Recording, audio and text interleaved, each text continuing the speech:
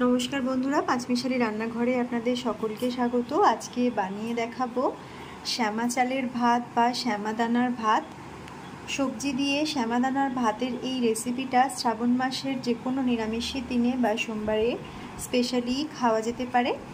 আর বানিয়ে নেওয়া খুব সহজ, সাথে দারুণ হেলদি একটা রেসিপি। আজকে এই রেসিপিটা দেখে ভালো লাগলে অবশ্যই লাইক শেয়ার করবেন আর কমেন্ট করে জানাতে ভুলবেন না আপনাদের কেমন লাগলো।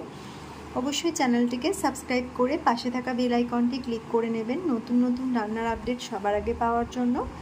এখন বানিয়ে দেখাচ্ছি শ্যামা দানার ভাত। আজকে বানিয়ে দেখাবো শ্যামা দানা বা কাউন দানার ভাত।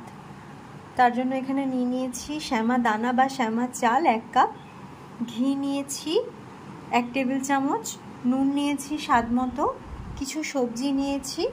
সবজি এখানে নিজেদের পছন্দ মতো নিতে পারেন। আমি নিয়েছি অল্প করে কুমড়ো, একটা আলু, দুটো ঢেঁড়স কীভাবে টুকরো করে নিয়েছি, আর নিয়েছি পেঁপে কিছুটা, আর দুটো কাঁচা লঙ্কা নিয়ে নিয়েছি।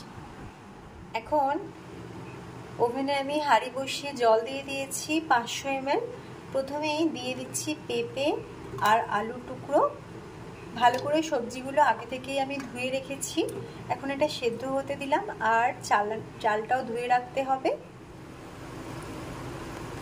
এবার এর মধ্যে দিয়ে দেব কুমড়োর টুকরো দুটো, আর দিয়ে দিচ্ছি ঢেঁড়স, আর শ্যামা দানাটা দিয়ে দিচ্ছি ধুয়ে রেখেছি।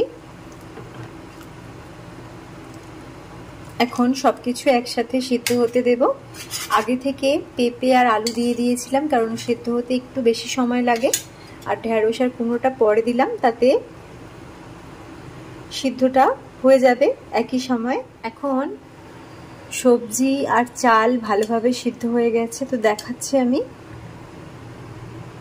ভালোভাবে সিদ্ধ হয়ে গেছে, মোটামুটি 6 থেকে 7 মিনিট মতো লেগেছে। আমি গ্যাসটা অফ করে দিচ্ছি।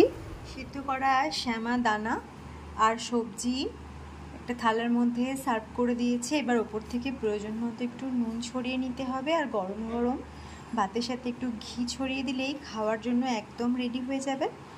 তো এখন শ্রাবণ মাসের জন্য এভাবে শ্যামা দানা রান্না করে খাওয়া যেতে পারে খুব সহজেই, আর খুব হেলদি একটা রেসিপি। আপনারাও ট্রাই করতে পারেন।